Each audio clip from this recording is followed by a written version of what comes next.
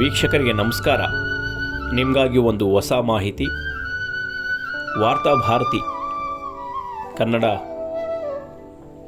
ದಿನಪತ್ರಿಕೆಯಲ್ಲಿ ಒಂದಿಷ್ಟು ಹುದ್ದೆಗಳಿಗೆ ಅರ್ಜಿಯನ್ನು ಕರೆಯಲಾಗಿದೆ. ಅದರಲ್ಲೂ ಮುಖ್ಯವಾಗಿ ಕಲಬುರಗಿ, ಬೀದರ್, ಯಾದಗಿರಿ ಹಾಗೂ ರಾಯಚೂರು ಜಿಲ್ಲೆಗಳಲ್ಲಿ ಕನ್ನಡದ ಖ್ಯಾತ ದಿನಪತ್ರಿಕೆಯಾದಂತಹ ವಾರ್ತಾಭಾರತಿಯಲ್ಲಿ ಒಂದಿಷ್ಟು ಹುದ್ದೆಗಳಿಗೆ ಅರ್ಜಿಯನ್ನು ಕರೆಯಲಾಗಿದೆ.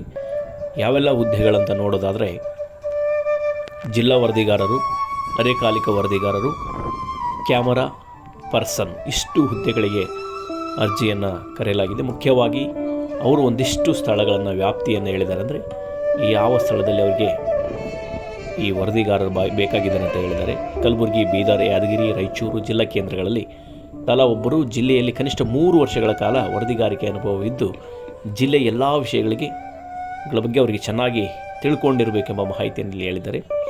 ಯಾರೆಲ್ಲ ಆಸಕ್ತರಿದ್ದೀರಿ ಅಂದರೆ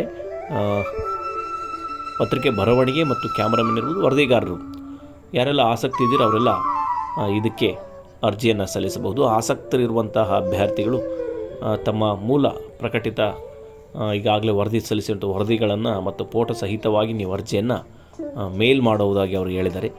ಅರ್ಜಿ ಸಲ್ಲಿಸುವಂಥ ಕೊನೆಯ ದಿನಾಂಕ ಸೆಪ್ಟೆಂಬರ್ 10 ಆಗಿರುತ್ತೆ.